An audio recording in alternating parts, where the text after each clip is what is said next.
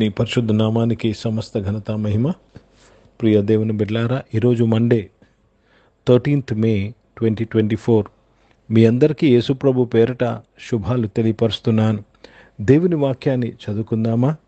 కీర్తనలు 130వ అధ్యాయము 4వ వచనము, సామ్ నంబర్ 130 and verse 4.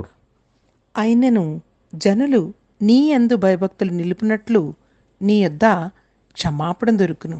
దేవునికి స్తోత్రము కలుగునుగాక. దేవుని యొద్ద మనకు క్షమాపణ దొరుకుతున్నది. అందుకే ఆయన ఎడల మనము భయభక్తులు నిలుపుతున్నాము. దేవునికి స్తోత్రము కలుగునుగాక. See, when you fear God, you are forgiven. దేవుని యందు భయభక్తులు నిలపకుండా నీ పాపములు క్షమింపబడవు. దేవునికి స్తోత్రం. ఈరోజు నీకును నీ ఆశీర్వాదానికి, నీకును నీ నీ నీ నీ నీ చేతి పనికి అడ్డు ఏంటి తెలుసా? నీ దోషములు, నీవు చేసిన తప్పులు, నీ పాపములు. ఏమి చేయాలి? నీవు దేవుని యందు భయభక్తులు నిలపాలి. నీకు క్షమాపణ దొరుకుతుంది. ఈరోజు ఏదైతే నీ జీవితంలో నీ ఆశీర్వాదానికి లేక నీ సక్సెస్కి అడ్డుగా ఉందో అడ్డు తొలగింపబడాలి. అది దేవుని యొద్దే తొలగింపబడుతుంది, దేవుని యొద్దే క్షమింపబడుతుంది. Let me read this in English.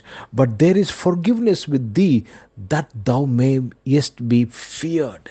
That thou mayest be feared. In one more translation, but with you there is forgiveness, therefore you are feared.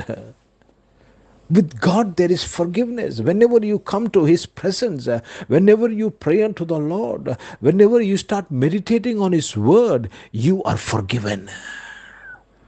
I want to encourage everybody. If you are forgiven, you are unstoppable. నీవు క్షమింపబడితే నువ్వు ఆపజ్జాలిన వ్యక్తిగా పరిగెడతావు జీవితంలో. కనుక ఆయన యందు, ఆయన సన్నిధిని నీవు కోరుకోవాలి. ఆయన యందు భయభక్తులు నిలపాలి. हिंदी में पढ़ेंगे. भजन संहिता 130 और 4 वचन पढ़ रहे हैं. परंतु क्षमा करने वाला है जिससे तेरा भय मानना जाएगा. प्रभु को बहुत धन्यवाद. क्यों? परमेश्वर का भय मानना अच्छा है. प्रभु का भय मानने से आप क्षमा करने वाले हैं. क्षमा मिलता है, आपके पास क्षमा मिलता है.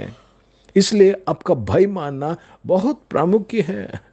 आज आपकी प्रार्थना का जवाब ना आना, ले आपके जीवन में आप तरक्की ना करना, कारण क्या है?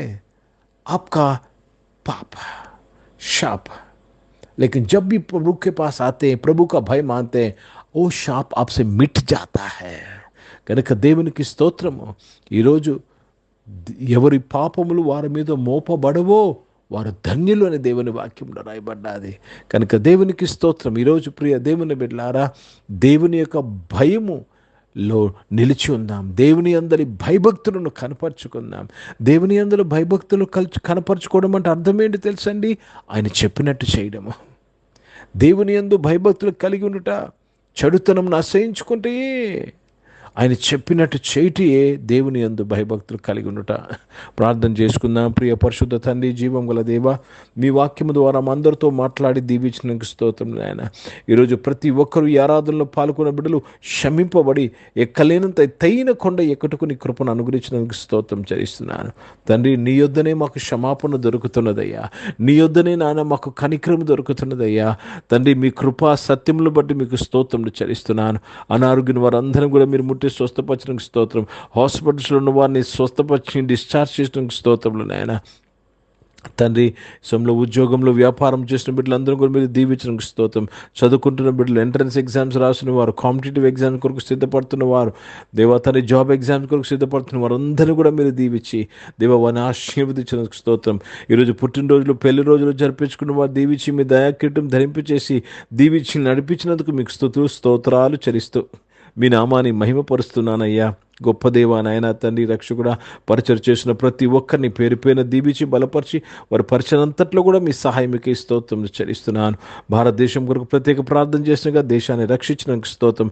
ఇజ్రాయెల్ దేశం కొరకు, యెరూషలేముకు శాంతి సమాధానం కొరకు ప్రార్థన చేస్తూ ఆశీర్వదిస్తూ యేసుక్రీస్తు పరిశుద్ధ నామమున ప్రార్థనంతయు అడిగి వేడుకొని పొంది ఉన్నాము తండ్రి. ఆమెను. పరలోకమందున్న మా తండ్రి, మీ నామం పరిశుద్ధపరచబడును గాక, మీ రాజ్యము వచ్చును గాక, మీ చిత్తం పరలోకమందు నెరవేర్చబడుతున్నట్లు భూమి యందు నెరవేర్చబడును. మాకు కావలసిన ఆహారమును మాకు దయచేయము. మా ఇళ్ళ అపరాధము చేసిన వారిని మేము క్షమించిన ప్రకారం అపరాధం క్షమించము.